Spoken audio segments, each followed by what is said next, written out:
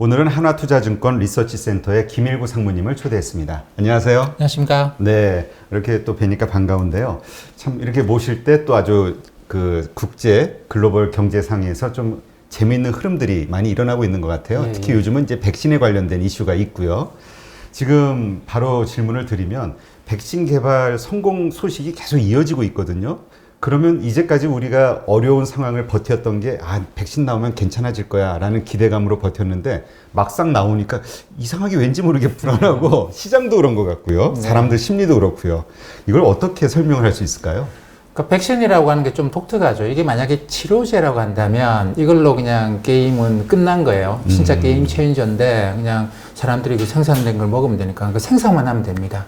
근데 백신은 딱 유행하는 시기가 있고 그때 백신 주사를 맞는다고 해가지고 이 항체가 계속 가는 게 아니에요. 그렇기 때문에 이거는 마치 군사작전처럼, 그러니까 지금도 우리가 독감 백신도 그렇게 하거든요. 가령 북반구에 그 가을에 독감 백신을 맞는 그 시기 직전에 그러니까 남반구에 돌고 있는 독감을 봐서 이런 백신을 만들어야 된다. 이 바이러스에 딱 맞는 백신을 만들어야 된다라고 해서 그걸 한꺼번에 쫙 생산을 하고 불과 몇 달 만에 다 해야 됩니다. 하고 그 다음에 이제 군사작전처럼 배급을 해서 한꺼번에 다 사람들을 일정한 시간에 맞춰야 되죠. 그래야지만 집단 면역 효과가 발생하지 않습니까? 그렇기 때문에 이 백신을 개발한다고 하더라도 정말 그렇게 집단 면역이 발생할 만큼 한꺼번에 생산해서 한꺼번에 유통시켜가지고 보급을 해가지고 백신을 다 주사를 해야 돼요. 그렇기 때문에 백신이라고 하는 게 개발됐다고 해서 게임이 갑자기 바뀌는 그런 게임은 아닙니다. 이건 그렇기 때문에 주요 선진국, 미국이나 뭐 유럽 같은 경우에 아마 내년 봄 정도를 목표로 해서 이런 식의 집단 면역 효과를 누리겠죠. 근데 이게 신흥국까지 올라 그러면 내년 가을, 늦으면 내후년 봄, 이렇게 생각을 해야 될 것 같습니다. 그러면 뭐 미국도 어느 정도 이 백신에 개발된 그 효과를 누리기 위해서는 내년 상반기나 돼야 되는 거고, 신흥국은 뭐 내년 말이나 아니면 후년으로 넘어가는 거네요. 그렇게 봐야 돼요. 그게 지금 시장이 약한 모습을 보이는 이유가 되는 건가요? 그러니까 지난 5월, 6월 달에도 6월 초에도 한번 이런 일이 있었어요. 그때도 뭐 모더나, 아스트라제네카, 파이자 이런 애들이 일상 굉장히 성공적인 결과를 발표했거든요. 그러면서 한번 주식시장이 뭐 흔히 말하는 빅테크들이 주춤 한 상황에서 와, 이러면 이제 비행기 타고 여행도 다니는 거야 라고 하면서 이게 뭐 보잉을 포함한 항공주들 막 올라가고 했었죠. 근데 이게 딱 일주일 만에 끝나더라고요. 일주일 만에 다시 돌아가요. 다시 돌아가고 이번에도 지금 한 2주일 정도째 되고 있는 중인데, 뭐 두 회사가 삼성 결과를 보면 굉장히 놀랍다라는 평가들을 많이 합니다. 네. 그거는 분명한데, 이런다고 해서 사람들이 이동할 수 있겠느냐라는 것에 대해서 또 이제 그런 식의 의문이 제기가 되면서 불과 일주일 만에 좀 진정되는 모양입니다. 네. 처음에 그 화이자, 그 다음에 모더나까지는 그런 좋은 발표를 했을 때 시장이 크게 반응을 했잖아요. 상승을 하고. 근데 아스트라제네카 때는 뭐 별로 이렇게 취급을 안 해주더라고요. 네. 그게 두 번째 효과뿐인 건지. 그리고 이제 그런 얘기 하시는 분들도 있고요. 이게 워낙 개발하고 있는 게 전 세계적으로 수백 군데잖아요. 백신 엄청난 돈을 들여서. 근데 이런 식으로 뭔가 상위 10개에서 20개 정도만 그 어떤 뭐라 그러나 개발 비용을 뽑을 수 있을 그런 어떤 채산성을 갖출 정도가 되는 거고, 나머지는 아마 다 손해볼 것이다, 이런 얘기도 있더라고요. 네, 근데 이게 이번이 아마 끝이 아닐 것 같아요. 그렇기 때문에 이 코로나 계열의 바이러스가 지금 이번 바이러스가 인류가 그 코로나 바이러스를 본 게 7번째거든요. 그러니까 처음으로 이 왕관 모양의 코로나 바이러스가 이게 굉장히 치명적일 수 있다라는 생각은 하는데, 이게 처음 발견된 게 1965년입니다. 그래요? 예, 그 이후로 지금 이게 7번째 다른 유형의 코로나 바이러스가 나온 건데, 그 중에 4개는 그냥 감기 바이러스였고, 3개가 이제 사스, 메르스. 이번 것도 바이러스 정식 명칭은 사스2라고 하거든요. 그래요? 네. 근데 이게 그 따져보니까 박쥐한테 이런 바이러스가 존재했던 거는 굉장히 오래됐대요. 근데 이게 인간한테 넘어온 거는 불과 100년밖에 안 됐다고 합니다. 바이러스의 변형을 이제 추적하는 학자들이 하는 이야기가. 그래서 이런 생각 많이 하는 거죠. 인간이 환경을 파괴하면서, 뭐 컨테이션이라는 영화가 그런 내용을 담고 있다고 하던데, 뭐 인간이 이제 뭐 석탄 개발하고 이러는 과정에서 박쥐의 서식지를 파괴를 시키니까 박쥐가 인간이 사는 근처로 서식지를 옮겨오면서 원래 이렇게 안 살았던 애들인데 그러면서 이제 돼지한테 감염되고 뭐 이게 컨테이전의 영화 내용이래요. 그것처럼 그런 과정을 거치면서 100년 전에 인간한테 넘어왔고 그게 그 인간이 그 박쥐도 포유류잖아요. 그죠? 그러니까 그렇죠. 다른 포유류한테 가서 인간한테 넘어오고 이런 모양인데 사스, 그다음 메르스. 이번에 사스2는 어느 경로를 통해 왔는지도 우리가 잘 몰라요. 근데 앞으로도 계속 이 박쥐에 있는 코로나 바이러스가 어떤 다른 포유류를 매개로 해서 인간한테로 넘어올 수 있는 가능성은 굉장히 많이 열려 있습니다. 그렇기 때문에 지금 돈을 들이더라도 이쪽에 대해서 이제 개발을 해야 된다. 우리도 가보자라고 해서 글로벌 제약사들이 다 가는 거죠.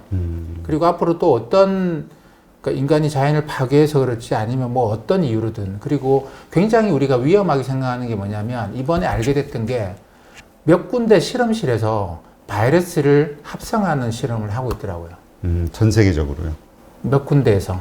예. 그래서 이제 그게 인가를 허가를 받고 하는 거긴 한데 실제로 그런 논문들을 보면 그게 이제 뭐 치료 목적이나 새로운 바이러스에 대해서 네, 인간이 자연을 파괴하거나 또는 뭐 우리가 또 인간이 스스로 바이러스를 만들어내기도 하기 때문에 앞으로 계속 우리가 보지 못했던 유형의 바이러스들이 계속 나올 수 있다라는 생각을 하고 있고 그래서 글로벌 제약사들이 바이러스에 대한 연구, 백신, 그 다음에 이제 치료제 개발 이런 걸 위해서 지금 돈을 많이 써두는 게 좋지 않겠는가라고 다들 생각을 하는 것 같아요. 그래서 뭐 많은 회사들이 이번에는 채산성을 얻지 못하겠지만 다음번에 준비가 되어 있는 게 아마 좋은 것 같습니다. 네. 그 얘기는 이제 앞으로 뭐 알 수는 없으나 이러한 일들이 또 반복될 수 있다라는 가능성이 높다는 거네요.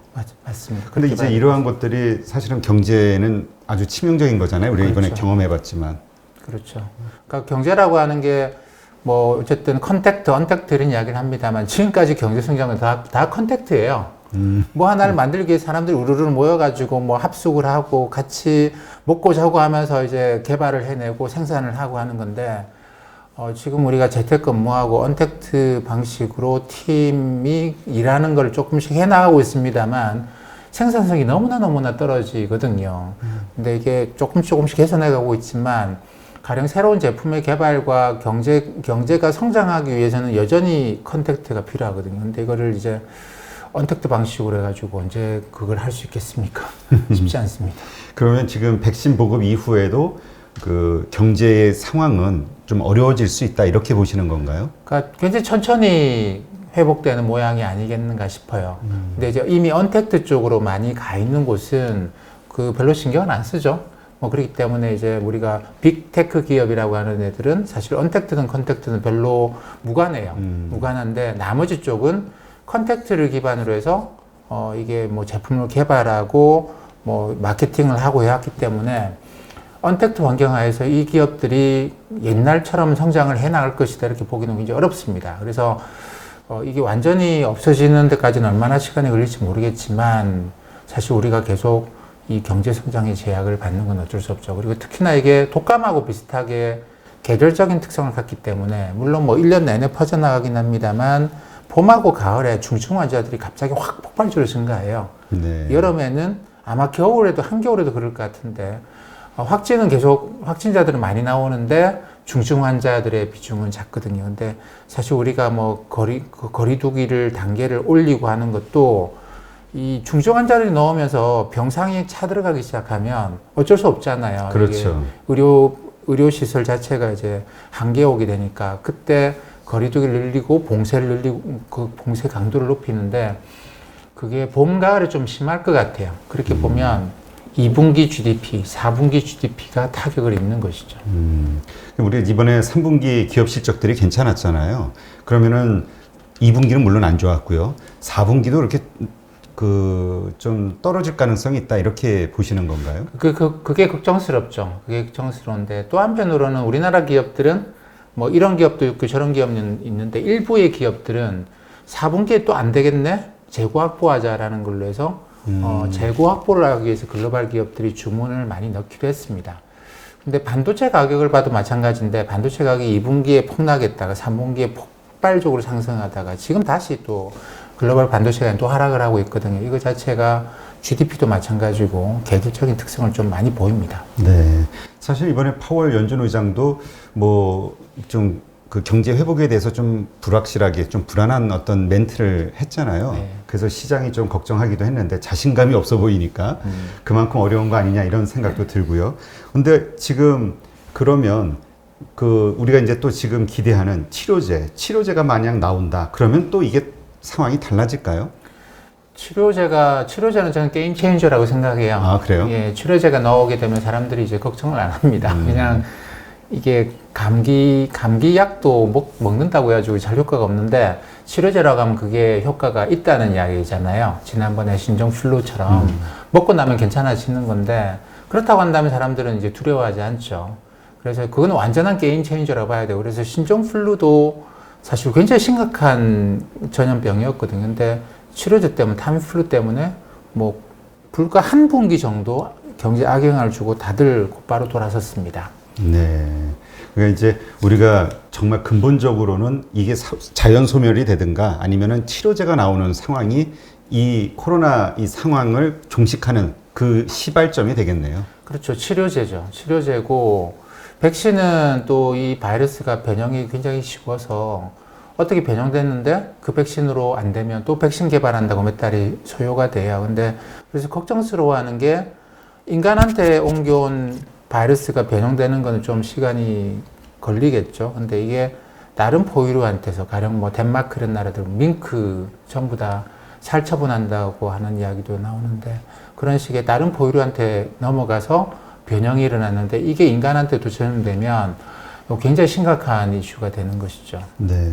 일단 우리가 그동안 전문가들도 이제 예상했던 게 그 이제 우리 뭐라 그러죠? 그 경험이 이제 한번 생겼기 때문에 다시는 아무리 좀 심해도 봉쇄하거나 이러지는 않을 것이다. 이런 얘기 했었잖아요. 근데 이제 유럽이 딱 그 뭐 프랑스, 영국 뭐 이렇게 다 번갈아 가면서 지금 봉쇄에 들어가고 하니까 아, 이게 진짜 그 팬데믹이라는 어떤 공포가 현실화되는 게 아니냐.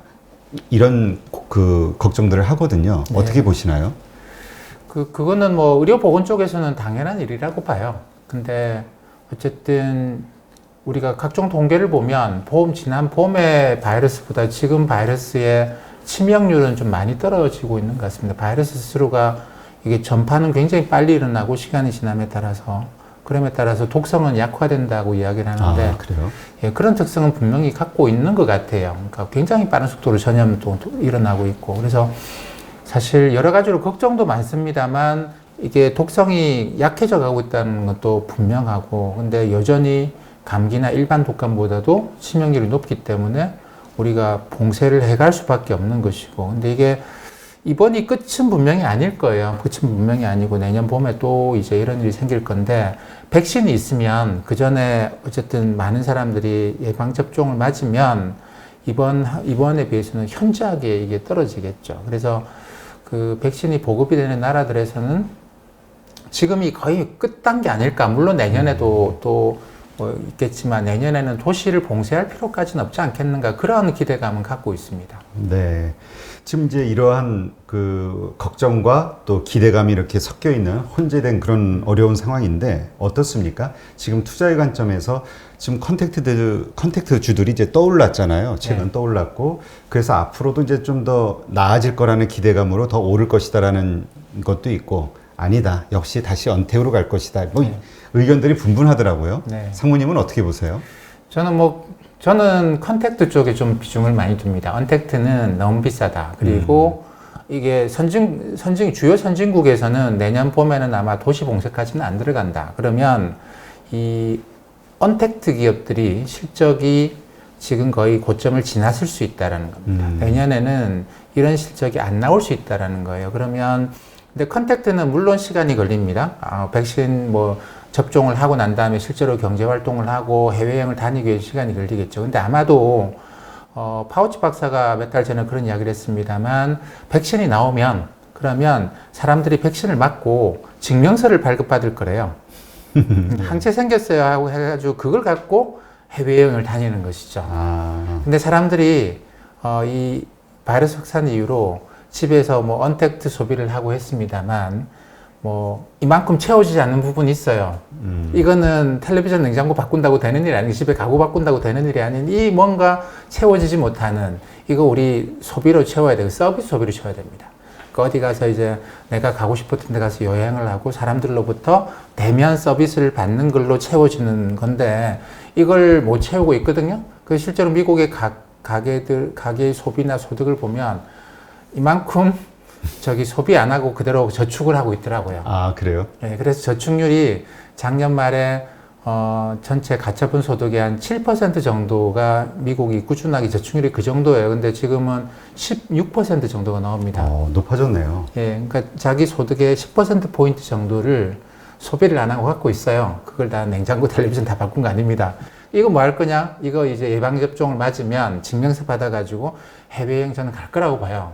그래서 백신이 나오면 줄을 서서라도 어쨌든 맞고 가고 싶은 거죠. 예전에는 갔을 때 사람들이 너무 많아가지고 구경도 잘 못했는데 이제는 미술관에 가면 내가 보고 싶었던 그림을 1시간씩 기다리지 않고도 가서 볼 수 있는 거기 때문에 사람들은 저는 그 백신을 맞고 움직이려고 할 거라고 봅니다. 그렇기 때문에 물론 이게 경제를 완전히 바꾸는 데까지는 시간이 많이 걸린다고 하더라도 컨택트 쪽으로 이동하는 것이 맞지 않느냐. 언택트의 실적도 좋고 모멘텀 좋은 거는 이미 고점을 치고 내려오고 있다라고 생각을 하는 것이죠.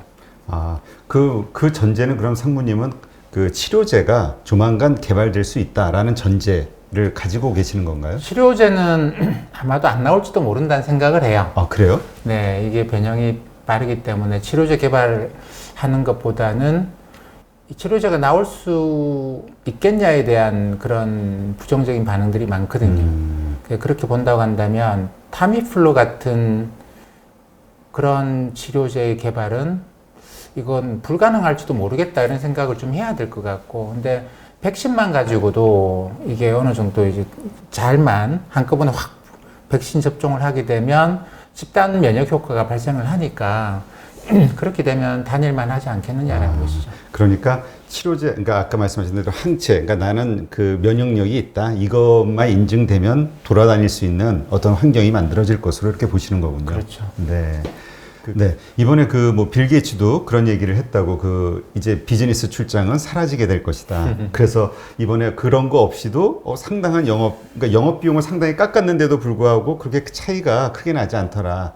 뭐 구태여 이렇게 많은 비용과 인력과 이런 걸 들여서 그 출장을 갈 필요가 있겠느냐. 이 비효율성에 대해서 이번에 깨닫게 된 계기가 됐다. 이런 얘기 하시는 분들도 있거든요. 그래서 그 이 코로나 상황이 좀 진정이 된다 해도 이제까지 그냥 뭐라 그러나요? 그냥 그 무의식적으로 사용하던 이런 부분들에 대한 비용 절감에 그 어떤 노력들이 기울어질 것이다. 결국 그거는 여행이나 항공에 아주 치명적인 거잖아요. 네. 그래서 어떻게 보면 우리가 옛날 방식과 그렇게 안 해도 될 옛날 방식이 계속 이어져 오다가 이번 일을 계기로 해가지고 어떤 프레임의 틀의 변화를 나았을 수 있다 이런 생각들을 많이 해요. 그러다 보니까 이제 부동산 시장에서도 리츠 같은 거 보면 호텔 뭐 이런 거, 그다음 오피스 이런 거, 리테일 매장 이런 거는 가격이 뭐 30% 40%씩 폭락을 했단 말이죠. 네. 이게 이야기하는 거는 그겁니다. 더 이상 그런 식의 가서 본다고 해서 가서 뭐 굳이 이거 이렇게 하세요 저렇게 하세요라는 그걸 하려고 비즈니스 출장을 갈 필요가 없었고 비즈니스 출장을 가서 뭐 호텔에 머물 필요가 없었다라는 것이죠. 그런 생각은 좀 일반적으로 퍼져 있긴 한 것 같아요. 그래서 많은 부분에서 특히나 우리나라 같은 경우에는 호텔을 바꿔서 주거로 변환을 시키자라는 이야기를 할 정도로 뭐 그렇게 여행객들도 많지 않을 것 같고 비즈니스 활동도 직접 컨택트 하려고 하는 게 많이 줄어들지 않겠는가. 그거는 좀 분명한 것 같습니다. 네. 그거는 뭐 돌이킬 수 없는 사실인 것 같고. 그리고 이게 이번에 바이러스 확산되면서 그것도 생겼죠. 그러니까 굳이 이거를 다른 나라에 생산을 맡길 필요가 있느냐. 이거 우리가 생산하면 되지 않겠는가. 그런 식으로 밸류 체인의 변화도 좀 생겨요. 그렇기 때문에 당연히 예전에 비해서는 뭐 항공, 운송 이쪽 그 수요는 많이 줄어들었다고 봐야 되겠죠. 근데 네. 그거는 이미 주가에 반영됐다고 생각을 합니다, 저는. 아, 그래요? 네. 그러면 그 상무님이 생각하시는 컨택트주에 그 포함되는 주력으로 생각하시는 그 분야, 산업은 어느 쪽이세요? 우리가 보통 글로벌 주식시장에서 섹터 구분이라는 걸 하거든요. 10개 또는 11개 정도 섹터 구분을 하는데, 그 대표적으로 이제 섹터 구분해 보면 에너지 섹터 있고 그다음 네. 화학이란데 참 소재 섹터가 있어요. 소재. 예, 그다음에 산업 섹터가 있고 뭐 그다음에 경기 소비재 요거는 경기 좋을 때 좀 내구 소비재로 들어가는 그런 것들. 그다음에 필수 소비재. 그다음에 뭐 헬스케어, 뭐 제약 바이오도 포함한 헬스케어. 그다음에 IT, 정보, 그다음에 이제 통신, 뭐 유틸리티, 금융, 그다음에 리츠까지 합치면 11개 섹터를 보는데 이 중에서 이제 그 산업 섹터가 이 컨택트하고 좀 많이 관련돼 있습니다. 리츠하고 금융 이 세 개가 이제 많이 관련이 돼 있어요. 그러다 보니까 에너지도 그렇네요. 에너지, 그러니까 에너지, 그다음에 금융, 리츠 이쪽이 주가가 굉장히 안 좋았고 네. 산업 섹터에는 여기는 항공기도 들어가고요, 항공 운송 이런 거 다 들어가거든요. 이쪽도 상당히 안 좋긴 했습니다. 얘들보다는 좀 괜찮았는데. 얘들이 이제 경기 민감주 또는 컨택트 쪽으로 움직이게 되면 주가가 올라갈 쪽으로 저는 보는 것이죠. 네. 그러면 지금 말씀하신 그 11개 섹터 가운데에서 컨택트로 분류되는 그 전반적인 모든 것들이 다 괜찮아질 것으로 보시는 건가요? 네, 금융, 리츠, 그다음에 산업, 에너지 이쪽인데 뭐 이게 뭐 옛날 주가를 다 올라간다 그런 차원이 아니고 에너지 같은 게 거의 반토막이 났으니까 이게 이제 주가가 좀 상승 탄력을 얻지 않겠는가 그런 것이죠. 왜냐하면 이미 세상이 바뀌었다라는 거는 주가에 반영돼 있다고 봐요. 리츠가 지금 30%, 이미 예, 이미 반영돼 있고, 근데 주가가 반영한 것만큼 그렇게 많이 바뀌지는 않고 이 정도쯤 바뀌지 않겠는가. 그리고 이게 주가라고 하는 게 다른 애들은 다 이만큼 올라갔으니까 상대적으로 봐도 이렇게까지 떨어질 일은, 그러니까 이 주가가 다른 주가들이 여기 있으면 이렇게 떨어지는 게 맞는데 얘들이 이렇게 올라갔으니까 이 정도 차이가 더 커졌네요. 네, 그런 것이죠. 그러면 지금 그 우리가 이제 보통 투자를 하게 되면은 얼마를 보유해야 될까 이런 생각들을 많이 하잖아요. 그러면 그 컨택트와 관련된 그 산업 주식들의 그 투자 보유 기간을 지금 많이 그러니까 과대 낙폭이 돼 있는 상황이니까 어느 정도 회복될 때까지만 가지고 있어야 되는 게 맞는 것인지, 아니면 장기적으로 이걸 뭐 장기 투자 차원에서 보유를 해도 되는 것인지 어떻게 봐야 될까요? 관점을? 그러니까 경기 민감주는 저는 살 때 샀다가 팔 때 파는 거라고 봐요. 이걸 경기 뭐 민감주는. 그렇게 계속, 왜냐하면 얘들은 올라갔다 떨어졌다 그러는 거예요. 대표적으로 금융 섹터는 뭐 살 때 샀다가 팔 때 파는 거죠. 그런 식으로 해서 딱 저점은 아니지만 우리가 보통 이쪽 무릎에 사서 이쪽 어깨에서 판다라고 하는 그런 게 경기 민감주가 될 것이고, 오랫동안 가져갈 종목은 또 다르게 봐야 되는 거지. 이걸 뭐 경기 사이클에 따라서 산 걸 오래 가져간다 그러면 갖고 있다 또 떨어져요. 야, 좋았다가 평가익 좀 난다, 좋았다가 또 떨어진단 말이죠. 이거 언제까지 갖고 있을 필요는 없습니다. 우리 그 한국의 그 박스피라고 얘기하는 네. 그 이유가 그거이기도 한 건가요? 한국에 이런 종목들이 많아요. 한국에 이런 종목들이 많습니다. 그러면 이제 전반적으로 뭐 한국 시장도 그렇고 미국 시장도 그렇고 어쨌건 그 백신 뉴스가 나오면서 그래도 상승을 했잖아요. 그다음 이제 좀 약간의 뭐 하락 횡보 정도인 것 같은데, 이러한 상황이 좀 지루하게 가는 것인지, 아니면은 그 이 팬데믹이라는 지금 아주 좀 그 공포스러운 상황들이 벌어지고 있으니까 이것 때문에 좀 크게 하락을 할 것인지, 어느 쪽에 좀 무게를 두세요? 최근에 나타나는 주식시장에서의 좀 변화가 코스피하고 코스닥이 서로 이제 엇박자를 내요.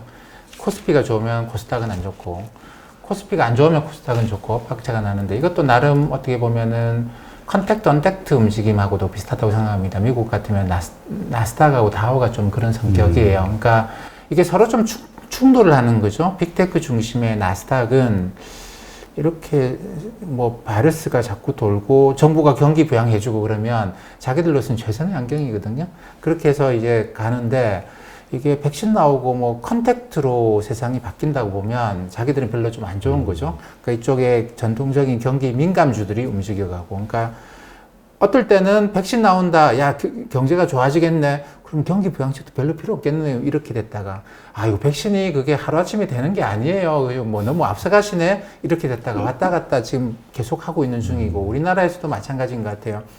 야, 이게 그 백신 나오고 그러면 내년에 확실히 경기가 좋아질 것 같은데 하면서 외국인들이 들어와서 경기 민감한 것 중에서 이게 뭐 해운 조선 이런 게 아니고, 요즘은 경기 민감이긴 한데 추세적으로 경기에 따라 사이클을 타긴 하는데 어떤 거는 오르락내리락 그냥 시소 게임만 하는 그런 섹터와 종목들이 있고 추세적으로 세상이 일로 가는데 경기에 따라서 좀 더 많아졌다가 좀 줄어들다가 이러는 것들이 있습니다. 이렇게 흔들리면서 추세를 타고 가는 것들이 있는데 이거를 지금은 이제 이게 IT죠. IT 하드웨어죠. 네. 우리나라로 따지면 반도체 대표 종목들이 여기 들어가고 또 그다음에 또 하나는 자동차예요. 자동차가 사람들이 이번에 바이러스를 거치면서 친환경에 대한 그런 니즈가 굉장히 커졌습니다. 그래서 갑자기 자동차는 전부 다 전기차로 바꾸겠대요. 우리가 저기 석탄 자원을 개발한다고 자연을 파괴하다가 박쥐가 우리 주위에 오고 바이러스가 돌고 이 때문에 다들 내연 기관차를 전기차로 바꾸자 그러면서 테슬라가 저 난리가 난 굉장히 큰 부분이 여기 들어가 있다 보거든요. 그래서 전 세계가 갑자기 자동차 쪽으로 관심이 확 넘어갑니다. 어마어마하게 많은 차들을 이제 바꾸는 과정에 들어가다 보니까 자동차도 굉장히 중요한 이 트렌드에서 굉장히 중요한 저는 하나의 섹터라고 봐요. 반도체 산업, 자동차 산업. 그리고 또 한 가지는 자동차를 전기차로 바꾸면 뭐합니까? 발전소에 전부 다 석탄 떼면 아무 의미가 없거든요. 그래서 자동차를 전기차로, 석탄 발전소는 없애자 이거예요. 그러다 보니까 갑작스럽게 배터리가 어떻고 친환경 에너지가 어떻고 이러면서 이쪽이 또 화학 쪽이 관련된 영역이죠. 태양광이 어떻고 수소가 어떻고 다 그쪽이거든요. 그러다 보니까 이 반도체, 자동차, 그 다음에 이제 화학 이쪽으로 외국인들이 집중적으로 우리나라 시장에 들어와요. 근데 이거는 다 경제가 좋아져야지만 되는 그런 것들이죠. 근데 물론 경제가 안 좋아도 추세는 타고 갑니다만 경제가 좋을 때 이렇게 갔다가 경제가 안 좋으면 이렇게 완화됐다가 이런 식이 있고 그래서 완전히 이런 경기 민감 섹터가 있고 그 다음에 저쪽에 경제가 안 좋아도 우리는 간다라고 하는 빅테크가 있고 중간에 이 자동차, 반도체, 화학이 있고 그런 것 같아요. 네. 근데 외국인들은 지금 이 중간을 치고 들어오는 그런 것이죠. 네.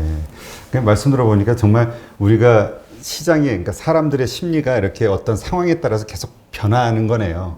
네, 그러면 이러한 시장의 흐름에 따라서 계속 같이 변하면은 돈을 잃게 되는 거 아닌가요? 뭔가 자기가 정한 어떤 포지션을 끝까지 유지해야 돈을 버는 확률이 높아지는 거 아닌가요? 그렇죠. 그러니까 싸움에서도 선빵만한 게 없다면서요.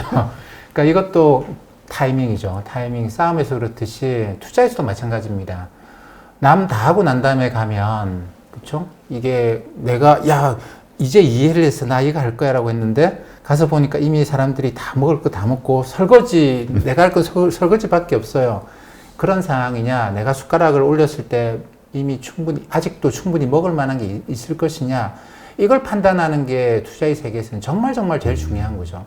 그러니까 개념을 잡고 내가 그 이해를 했어 라고 하는 게 제일 중요한 게 아니고, 이해를 하고 난 다음에 그 다음에 판단을 해야 됩니다. 이게 지금 주식을 살 사람이 10명이라고 볼 때 지금 내가 몇 번째 이해한 거냐. 7번, 8번이라고 생각이 드시면 이해는 했는데 다른 걸로 가야지 라고 해야 되고요. 내가 암만 내가 생각해봐도 4번, 5번보다 더 후순위인 것 같지는 않다 그러면 아직까지 많이 남아있는 것이죠. 그럼 투자를 하는 겁니다. 그래서 워렌 버핏이 한 유명한 말이 있어요. 주식은 주식이 맞냐 바보가 맞냐, 나보다 바보가 얼마나 많으냐 이 게임이다.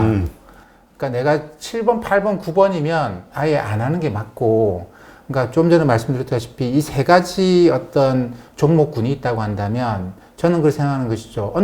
이미 빅테크, 언택트 종목들은 내가 지금 사서 이건 8번, 9번, 10번일지도 몰라요. 그렇게 생각을 하는 것이고, 이 밑에 있는 이 왔다 갔다 하는 경기 민감주들, 시클리컬이라고 보통 부르는 건데 얘들은 지금 1번, 2번이에요. 물론 이거는 장기 투자의 관점으로 제가 말씀드리는 건 아닙니다만 이 중간에 있는 자동차, 반도체, 이 화학은 한 4, 5번쯤 되는 것 같아요. 그렇군요. 아직 말씀 들어보니까 투자의 이 흐름이 딱 이렇게 잡히네요. 체계가. 그러니까 사람들이 지금 그러니까 심리가 이렇게 대중의 심리가 쏠리면서 이런 상황이야라는 게 만연이 됐을 때는 이미 그 상황에 휩쓸리면 안 되는 걸 우리는 이해를 하는 게 편하겠네요. 그렇죠. 네, 알겠습니다.